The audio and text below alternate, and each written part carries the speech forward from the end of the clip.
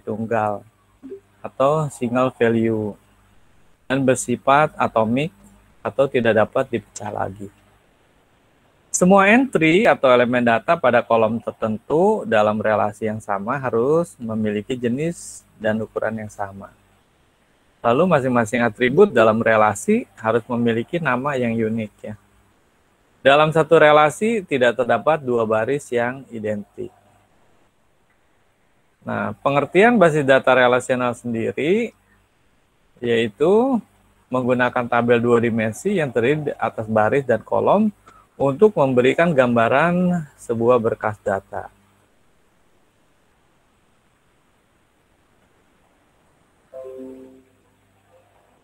Contoh tabelnya, nah seperti ini nih, tabel relasional. Sini ada tabel mahasiswa ya, yang memiliki 3 atribut yaitu NPM, nama, dan alamat. Nah, NPM ini satu kolom ini yang dinamakan field. Begitu juga nama, ini adalah field ya. Begitu juga alamat, ini adalah field. Sedangkan record ada isinya. Nah, ini baris. Satu baris ini berarti satu record gitu kan. Ada orang bilang record, ada orang bilang tuple ya.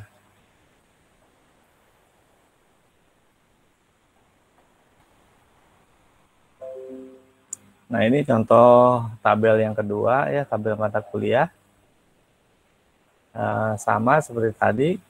Ini juga contoh tabel yang ketiga, tabel nilai. Nah, keuntungan dari model data relasional yang pertama adalah bentuknya sederhana.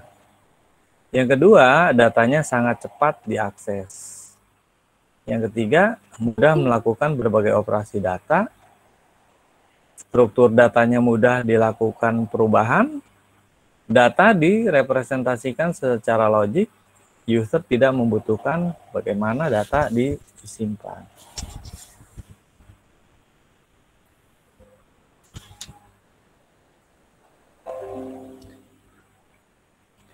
Selanjutnya, keuntungan dari model data relasional ini adalah data direpresentasikan secara logik ya, mudah untuk membentuk query yang kompleks dalam melakukan retrieve data. Mudah untuk mengimplementasikan integritas data, data lebih akurat, lalu mudah untuk membangun dan memodifikasi program aplikasi. Telah dikembangkan structure query language-nya atau SQL-nya.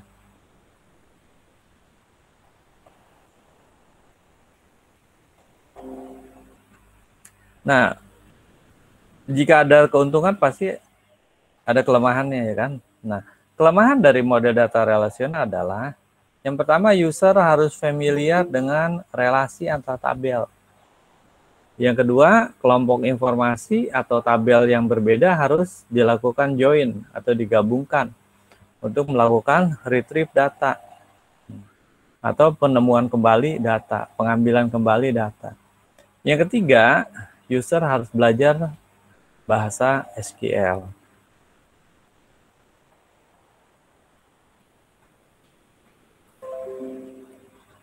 Nah, ada beberapa istilah di dalam database relasional. Istilah yang pertama adalah relasi. Relasi ini adalah sebuah tabel ya. Jadi sebuah tabel, misalnya tabel mahasiswa, kata lainnya adalah relasi mahasiswa. Nah, tabel ini biasanya terdiri dari beberapa kolom dan beberapa baris, ya kan? Yang kedua adalah atribut. Atribut adalah nama lain dari kolom pada sebuah relasi atau tabel. Ada yang bilang atribut, ada yang bilang kolom, ada yang bilang field, itu sama ya. Nah, selanjutnya ada yang namanya istilahnya tuple. Tuple ini merupakan kesatuan baris pada sebuah relasi.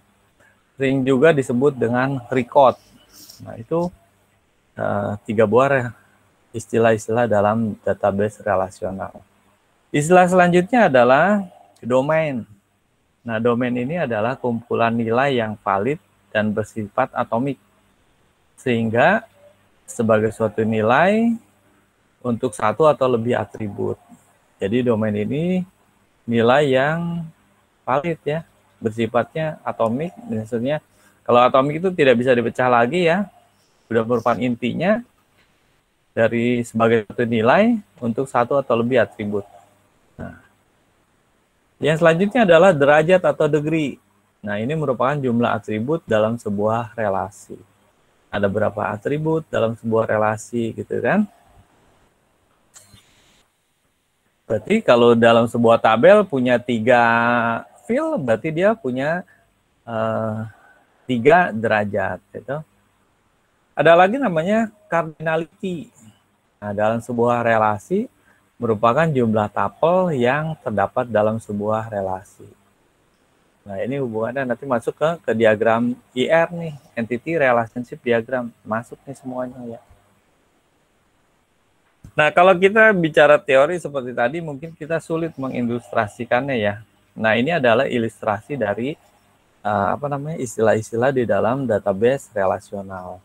Yang pertama adalah relasi. Nah, relasi ini ya. Ini tabel supplier ini adalah sebagai relasi. Dengan kata lain, ini dibilang relasi supplier bisa, dibilang tabel supplier bisa, ya kan? Ini tabelnya, gitu kan? Nah, atributnya mana? Atributnya ini, kode supplier, nama supplier, alamat, ya kan? Nah, ini atribut. Nah, ini juga domain isinya nih, ya kan? Nah, ini baris itu tupelnya.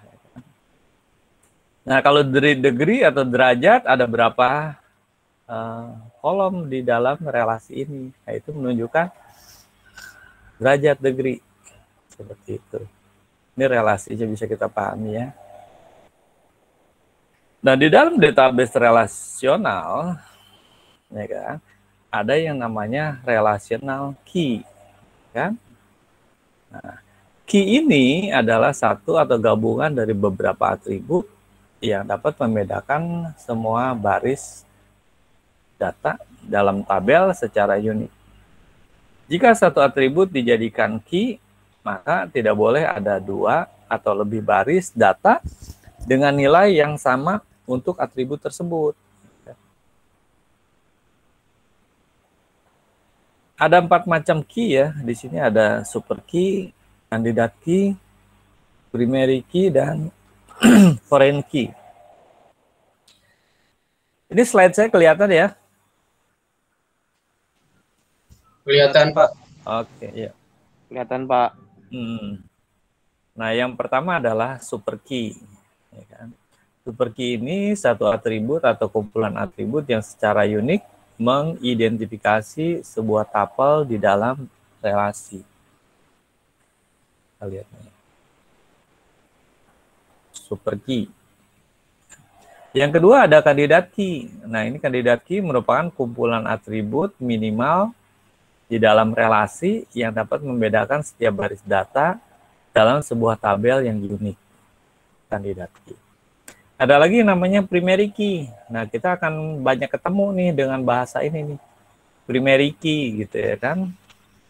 Nah, primary key adalah kandidat key yang dipilih untuk mengidentifikasikan tupel secara unik dalam sebuah relasi.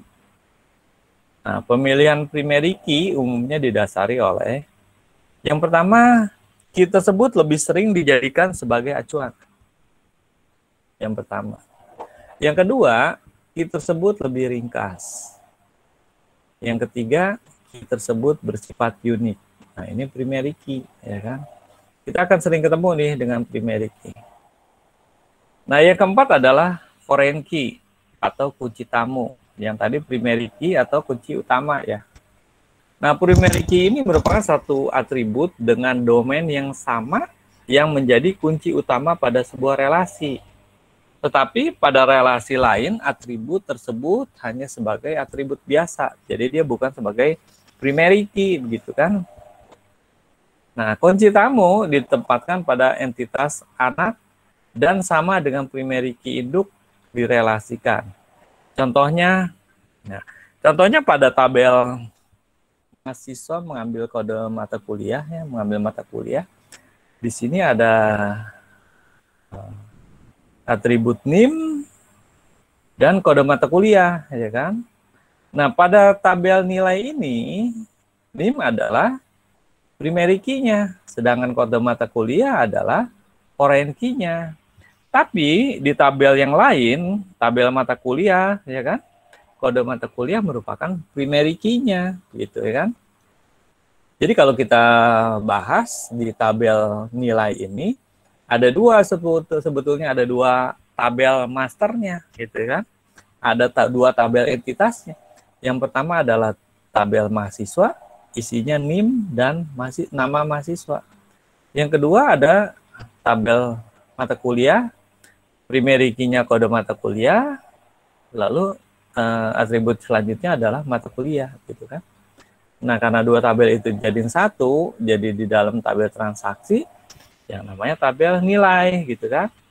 Nah, maka di dalam tabel nilai, NIM yang menjadi primary key-nya, sedangkan foreign key adalah kode mata kuliah. Nah, seperti itu ya. Key selanjutnya adalah alternate key. Alternate key yaitu kandidat key yang tidak terpilih sebagai primary key. Ada lagi atribut deskriptif. Nah, ini merupakan atribut-atribut yang tidak menjadi atau merupakan anggota dari primary key. Oke, ilustrasi tentang key. Nah, seperti ini nih, ya kan? Ini kita lihat ada tabel relasi supplier ya, ada tabel supplier. Tabel supplier memiliki 3 atribut, yaitu kode supplier, nama supplier, dan alamat.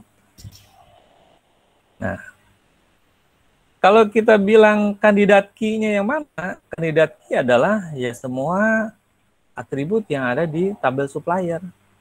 Semua atribut ini yang disebut dengan kandidat key, gitu kan? Nah, lalu mana primary key-nya? Primary key-nya biasanya di awal dia duduknya ya. Ada kode supplier, biasanya dia suka pakai nomor, pakai kode. Nah, itu ciri-ciri primary key gitu kan. Nah, di dalam supplier di sini ada kode supplier. Kode supplier ini sebagai primary key. Nah, kan? Nah, lalu yang mana alternate key-nya? Alternate key-nya berarti sisa dari kandidat key ya kan. Kandidat key yang terpilih sebagai primary key adalah kode supplier. Berarti nama supplier dan alamat ini sebagai alternate key gitu kan. Ilustrasinya memudahkan kita untuk mengerti tentang istilah primary key, alternate key, kandidat key. Nah, kalau foreign key gimana, Pak? Nah, foreign key jika di sini ada satu tabel lagi yang merupakan primary key di tabel yang lain gitu kan.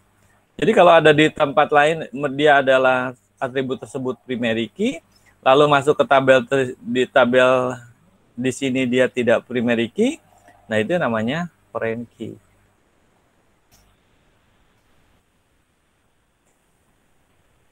Berikutnya adalah relational integrity rule, aturan dari integritas relasional. Yang pertama adalah null. Null merupakan nilai suatu atribut yang tidak diketahui dan tidak cocok untuk baris tersebut. Jadi isinya kosong, kan? Yang kedua ada yang namanya entity integrity. Nah, ini tidak ada satu komponen primary key yang bernilai null. Jadi ada nilainya.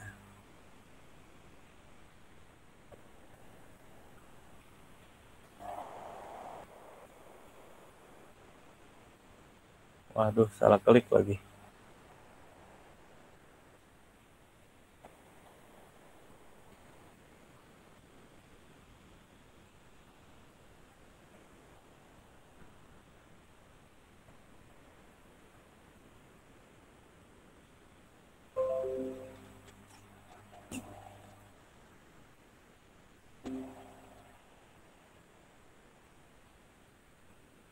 Coba buat teman-temannya tolong kasih tahu si itu tuh tadi tuh saya salah klik. Nah, ini Marcelino baru masuk. Marcelino udah masuk kan ya?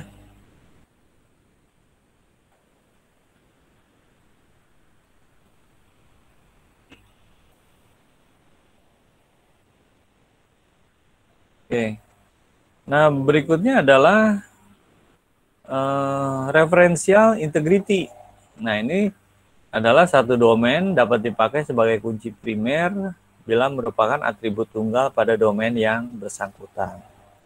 Itu referential integrity. Nah, bahasa yang dipakai pada basis data relasional biasanya menggunakan bahasa query, ya kan? Yang menunjukkan pernyataan yang diajukan untuk mengambil informasi dari database. Ya. Nah, bahasa pada basis data relasional ini terbagi menjadi dua, yaitu bahasa formal dan bahasa komersial. Nah, untuk bahasa formal, ya, merupakan bahasa query yang diterjemahkan dengan menggunakan simbol-simbol matematis. Ya. Contohnya, simbol-simbol dari kalkulus relasional, lalu simbol-simbol dari aljabar relasional. Seperti itu.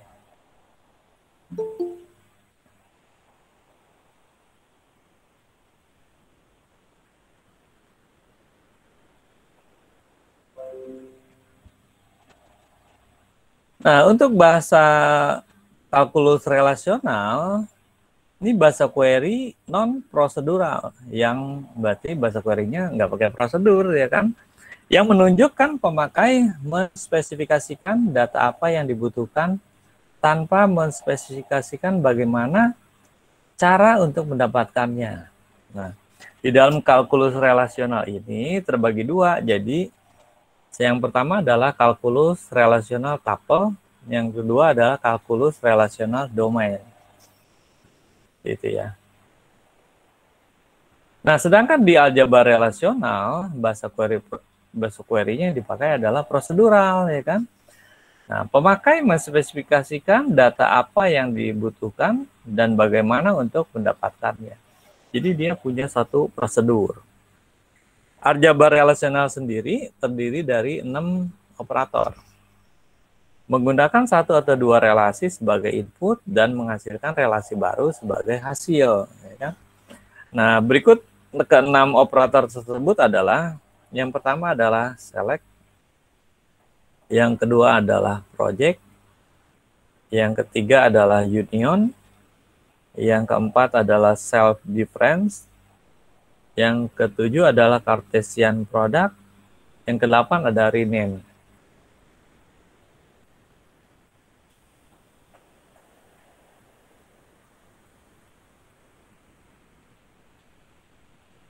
Nah, untuk select ya digunakan untuk mendapatkan relasi baru sesuai kriteria yang sudah ditentukan. Select ini merupakan sebuah operasi untuk menyeleksi tapel-tapel yang memenuhi satu predikat.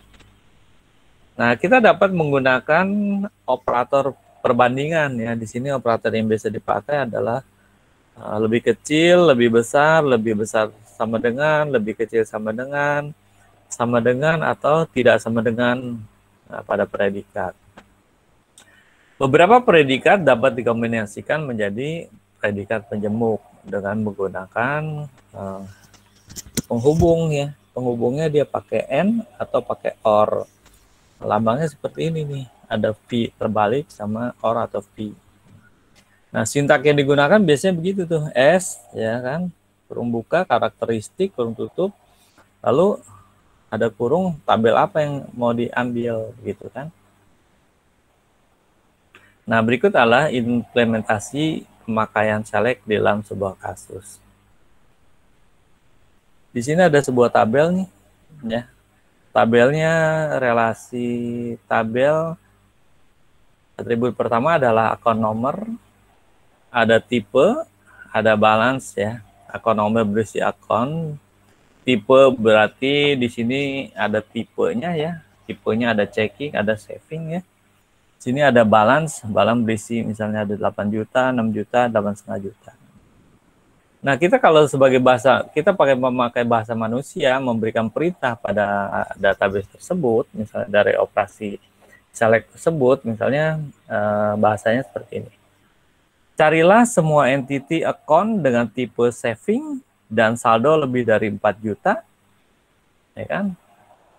Maka tabel hasil dari operator select tersebut adalah, ya kan? Nah, di simbol yang dipakai kita mau nggak mau kita pakai simbol dan atau tidak, ya kan? Jadi seperti ini nih. Select tipenya select di tipe ini ya. Di tipe ini dipilih yang tipenya saving, ya kan? Dan balance-nya lebih besar dari 4 juta, ya kan? Nah, ini dari akun ini tabel akun sebetulnya. Saya lupa nulis. Tabel akun gitu kan. Maka hasilnya adalah sebagai berikut tuh.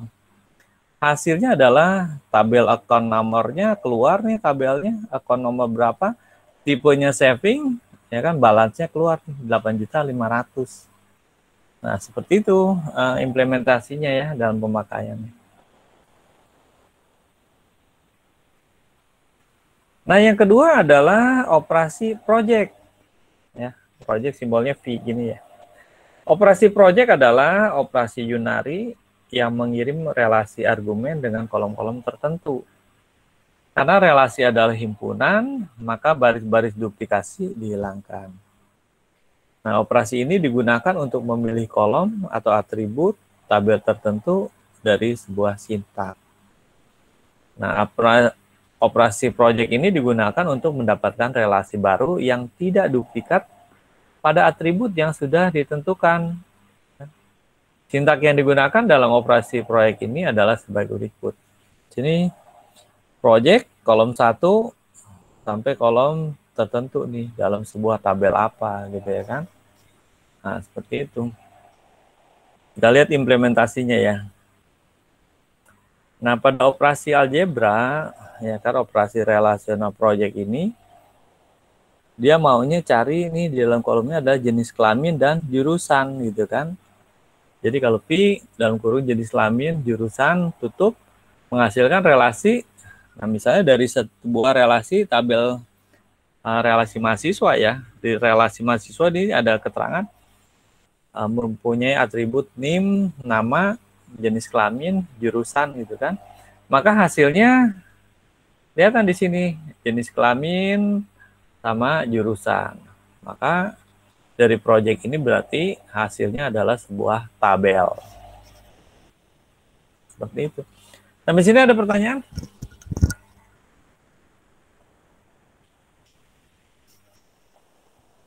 Oke, kalau nggak ada kita lanjut ya. Nah, operasi selanjutnya adalah union atau gabungan ya. Nah, union ini berfungsi untuk menggabungkan dua buah relasi sehingga menghasilkan relasi baru. Hasil penggabungan tidak ada duplikat, ini kan hasil tidak duplikat. Union adalah operasi untuk menghasilkan gabungan tabel dengan syarat kedua tabel memiliki atribut yang sama, ya kan? Yaitu domain atribut ke I masing-masing tabel harus sama. Nah, sintaknya sebagai berikut. R jika ini ada dua tabel ceritanya ya, dua relasi R dan S gitu kan.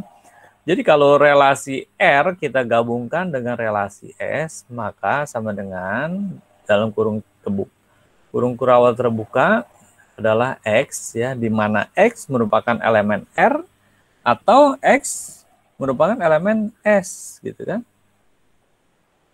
Nah, operasi ini dapat dilaksanakan apabila relasi R dan S mempunyai atribut yang sama sehingga jumlah komponennya sama gitu kan. Kalau atributnya beda dia nggak bisa dijumlah. Jadi kalau atributnya ada 2, jadi kolom R atributnya 2, S atributnya 2. Nama atributnya pun harus sama baru bisa digabung. Nah, contohnya seperti ini ya. Di sini ada tabel M1 mahasiswa 1, ada tabel M2 atau mahasiswa 2 gitu kan. Nah, pada operasi algebra di mana M1 digabung atau union dengan M2, maka hasilnya adalah muncul tabel mahasiswa M1 plus M2 gitu kan. Isinya ya dari tabel mahasiswa ini record mahasiswa M1 dan record mahasiswa M2 digabung. Seperti ini hasilnya. Nah, itu untuk operasi yang union atau gabungan. Nah, selanjutnya ada yang namanya set different. Set different ini simbolnya minus ya. berfungsi untuk menghasilkan perbedaan antar dua relasi. Set different ini adalah operasi untuk mendapatkan tabel pada satu relasi, tapi tidak ada pada relasi yang lain. Selisihnya berarti yang ada satu relasi, tapi tidak ada pada relasi yang lain. Sintak yang digunakan dalam operasi, bukan union nih, salah nih operasinya, terbalik. Sebentar saya perbaiki dulu ya. Set different.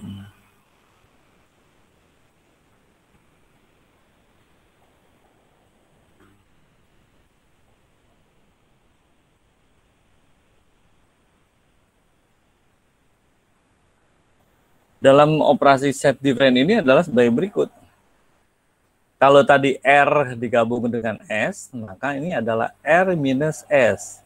Jadi sama dengan kurung kurau terbuka X, di mana X adalah elemen dari R dan X bukan elemen dari S, ya kan? Nah, operasi ini dapat dilaksanakan apabila R dan S mempunyai atribut yang tidak sama yang akan ditampilkan. Artinya adalah atribut R yang tidak ada di S akan ditampilkan, sedangkan atribut yang sama tidak ditampilkan. Nah, implementasinya seperti itu, ya kan? Seperti ini nih. Sini ada tabel mahasiswa M1, tabel mahasiswa M2, ya kan? Maka yang ditampilkan adalah mahasiswa yang ada di M1 tapi tidak ada di M2. Ya kan? Budi, Dwi, Depi.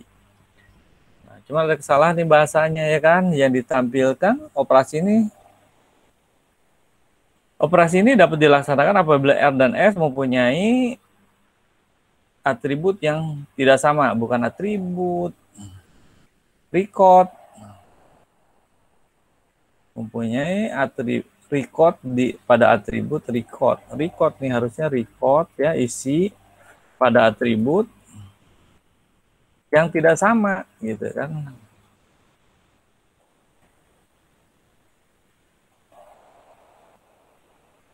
Ini mendapatkan tabel tetapi tidak ada pada tabel relasi lainnya. Kita kenalkan adalah operasi ini dapat dilakukan apabila R dan S mempunyai atribut yang sama. Ini terbalik nih. Mempunyai atribut yang sama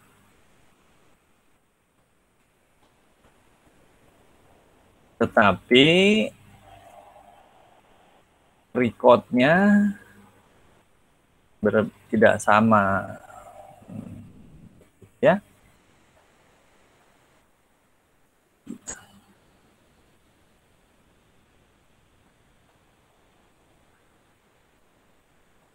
Operasi ini dapat dilaksanakan apabila R dan S mempunyai atribut yang sama.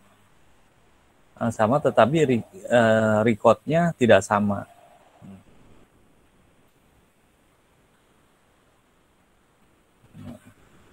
Bahasa memang pengaruh juga ya, harus diperhatikan ya.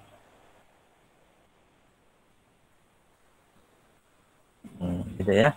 Operasi ini dapat dilaksanakan apabila R dan S mempunyai atribut yang sama, tetapi recordnya tidak sama.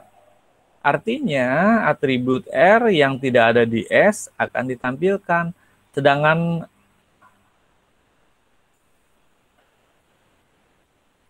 record. Dan atribut, kalau atribut kan maksudnya apa? Atribut maksudnya ke field kan? Artinya record atribut R yang tidak sama di S akan ditampilkan, sedangkan record atribut yang sama tidak ditampilkan. Itu ya. Benar ya. Operasi ini dapat dilaksanakan apabila R dan S memiliki atau mempunyai atribut yang sama. Atribut berarti dia punya field-nya harus sama, ya kan? Tetapi recordnya tidak sama. Artinya record atribut R yang tidak ada di S akan ditampilkan, sedangkan record atribut yang sama tidak ditampilkan. Nah, seperti itu ya. Kita lihat nih hasilnya nih, benar ya. Nah, ini contoh set difference, simbolnya min. Pada operasi algebra M1 min M2 maka menghasilkan hasil ini. Jadi tabel mahasiswa 1 dan tabel mahasiswa 2 mempunyai atribut yang sama. yaitu atributnya adalah NIM, nama jurusan. NIM, nama jurusan. Nah, tapi recordnya berbeda. Record M1 dan record M2 beda. Record M1 sini ada Budi, Dani, Evi, dan Dewi. Sedangkan record M2 ada Dedi, Beni, Dewi, gitu kan.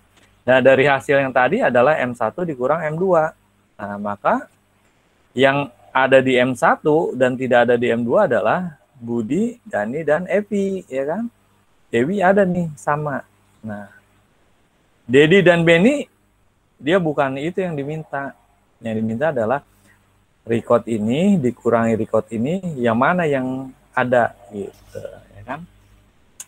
Maka hasilnya adalah recordnya Budi, Deni, dan Evi. Nah, seperti itu ya. Cukup jelas ya, saya rasa ya. Nah, selanjutnya ada yang namanya Cartesian product. Nah, ini adalah operasi untuk menghasilkan tabel hasil perkalian Cartesian. Digunakan untuk menggabungkan dua relasi pada atribut yang berbeda. Sintaknya sebagai berikut. R kali S sama dengan, di mana X, Y adalah, ya, X merupakan elemen R dan Y merupakan elemen S. Ya kan? Operasi Cartesian product memungkinkan kita mengkombinasikan informasi beberapa relasi. Operasi ini adalah operasi biner. Sebagaimana telah dinyatakan bahwa relasi adalah subset hasil Cartesian product dan himpunan domain relasi-relasi tersebut. Nah, kita harus memilih atribut-atribut untuk relasi yang dihasilkan dari Cartesian product. Bahasanya agak-agak ngejelimet ya. Coba kita lihat contohnya. Nah, ini. Nah, di sini ada tabel mahasiswa 1 dan mahasiswa 2. Mahasiswa 1 tabel NIM, nama jurusan, mahasiswa M2 kelas dan jurusan. Maka kalau operasi algebranya M1 kali M2, maka akan menghasilkan satu tabel yang terdiri dari NIM, nama, jurusan, kelas, jurusan. Jurusannya ada 2 ya. Nah, seperti itu ya. Jadi penggabungan 2 tabel. Selanjutnya adalah rename. Ya kan? Rename ini berfungsi untuk mengubah nama relasi menjadi nama yang baru. Nama sebuah relasi. Rename simbolnya seperti ini nih, seperti huruf P ya. Adalah operasi untuk menyalin tabel lama ke dalam tabel yang baru. Nah, kan? Sintak yang digunakan dalam operasi rename ini adalah sebagai berikut. P, nama tabel yang baru ya, P, nama tabel yang baru, lalu diganti ke tabel yang A. Nama tabel yang baru diganti dari nama tabel baru. Nah, ini sebagai pengganti dari tabel yang lama. Jadi P X1 ya kan, dalam kurung R1 gitu kan. Jadi X1 ini sebagai nama relasi atau nama tabel yang baru dari tabel si R1 ini. Makanya sama dengan X1 gitu ya.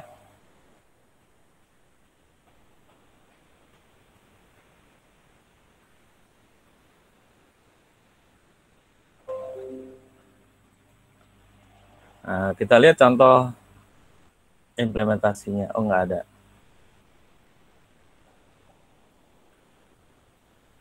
Gampang ya, ini misalnya tabel mahasiswa M3 gitu kan sebagai penggantinya dari tabel mahasiswa M1. Jadi hasilnya kalau kita bikin masukkan perintah sintak seperti ini, maka hasilnya adalah tabel yang baru. Ada lagi operasi selanjutnya adalah set intersection, ya kan simbolnya seperti ini nih, U terbalik ya. Set intersection termasuk ke dalam operator tambahan. Nah, karena operator ini dapat diderifikasi dari operator dasar seperti berikut. Ini I terbalik seperti apa? U terbalik seperti irisan ya. Jadi A set intersection B sama dengan A minus dalam kurung A min B, atau A intersection B sama dengan B minus dalam kurung B min A. Nah, operasi ini merupakan operasi binary yang digunakan untuk membentuk sebuah relasi baru dengan tuple yang berasal dari kedua relasi yang dihubungkan. Ada contohnya nggak nih? Ini juga nggak ada contohnya. Nah, itu seperti itu ya, set intersection. Selanjutnya ada yang namanya theta join atau equijoin. Nah, theta join dan equijoin adalah operasi untuk menggabungkan operasi selection dan Cartesian product dengan suatu kriteria. Nah, itu yang theta join. Ada lagi outer join. Nah, outer join ini adalah operasi untuk menggabungkan operation selection dan Cartesian product dengan suatu kriteria pada kolom yang sama. Nah, nanti untuk yang join ini kita masuk di pembahasan tentang SQL ya. Di pembahasan tentang SQL kita akan membahas tentang join. Selanjutnya ada yang namanya operasional division atau pembagian ya. Division ini operasi yang banyak digunakan dalam query yang mencakup frase ya. Frasenya setiap atau untuk semua gitu, setiap atau untuk semua. Operasi ini juga merupakan pembagian atas tapel-tapel dari dua relasi. Saya belum dapat contohnya nih untuk division. Selanjutnya adalah bahasa komersial. Tadi bahasa aljabar, sekarang bahasa komersial. Bahasa komersial merupakan bahasa query yang dirancang sendiri oleh programmer ya, menjadi satu program aplikasi agar pemakai lebih mudah dalam penggunaannya, user friendly.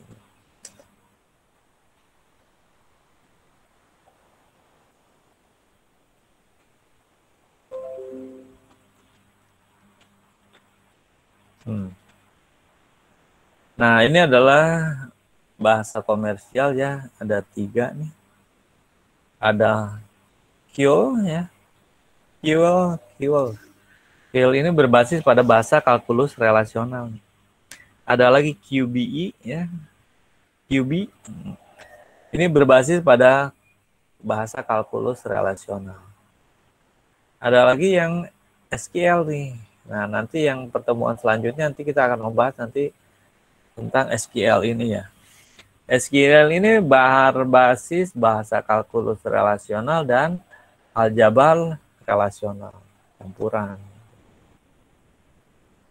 Nah, ini contoh-contoh basis data relasional yang digunakan berikut database management systemnya ya, DBMS-nya, softwarenya. Nah, ini ada DB2. DB2 ini dipakai diproduksi ya oleh IBM ya, ciptakan oleh IBM. Ada Oracle, ini Oracle yang membuat. Ada Sybase, Sybase PowerSoft ya. Ada Informic, ada Microsoft Access. Nah, ini di-develop oleh Microsoft seperti itu ya. Ini materinya udah habis. Sampai sini kira-kira ada pertanyaan nggak ya?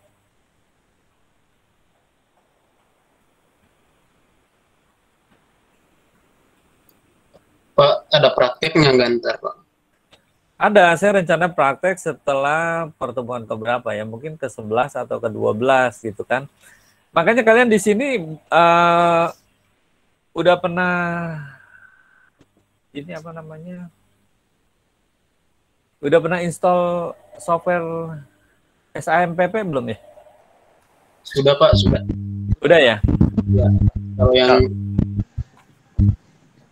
Kalau yang ya? Oh ya, kenapa? Yang selama ini udah ada install, Pak, yang ikut kelas lab. Iya, saya rencananya gini, pertemuan besok berarti saya ngajarin ERD, habis ERD saya mengajarkan tentang MySQL.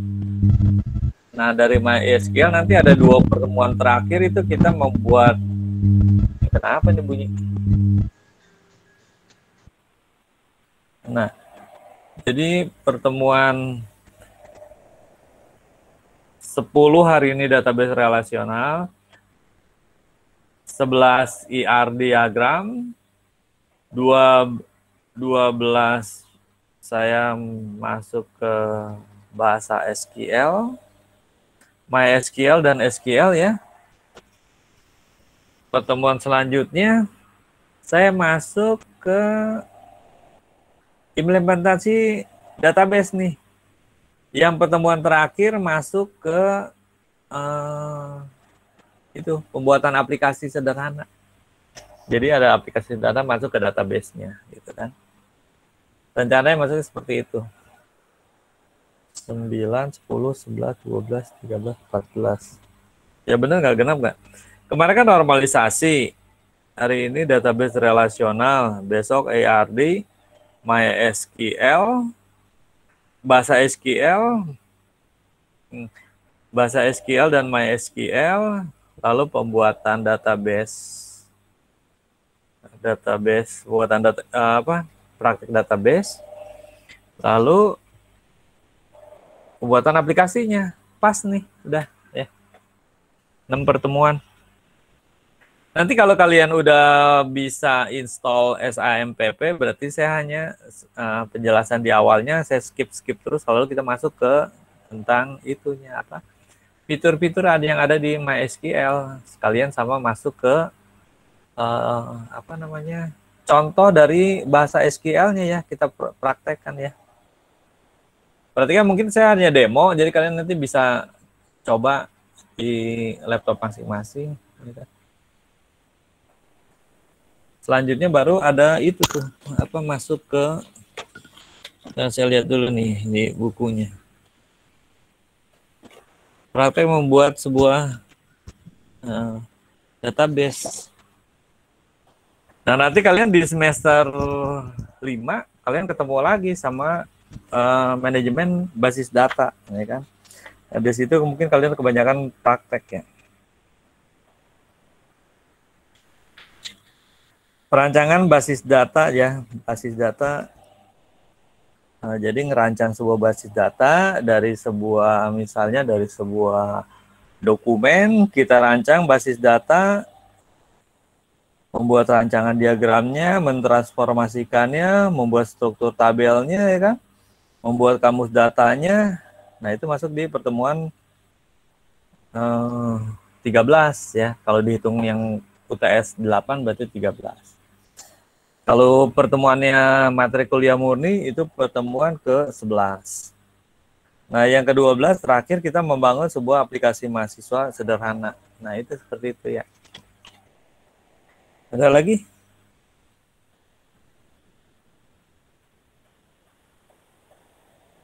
Nah, kalau kalian masuk ke manajemen basis data, ntar di semester 5, berarti kebanyakan studi kasus tuh yang masuk ya.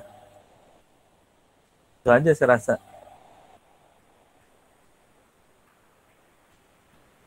Oke, ada pertanyaan lagi? Ya. Ada Pak. Gitu aja.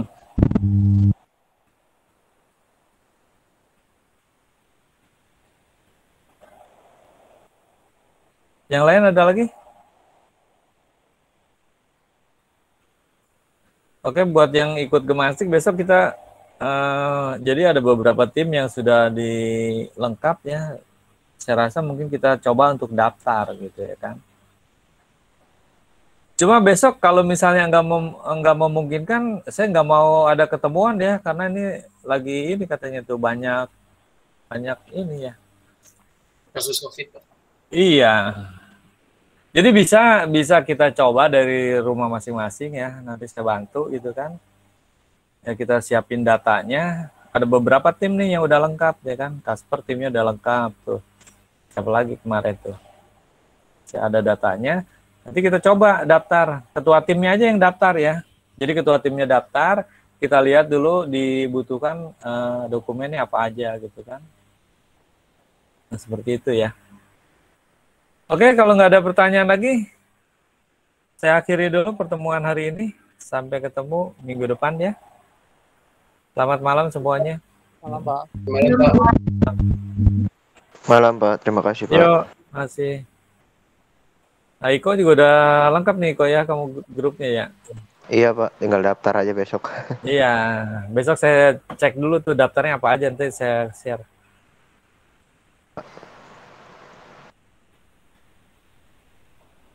Oke ya, yuk. Oke Ya, Pak. Pak.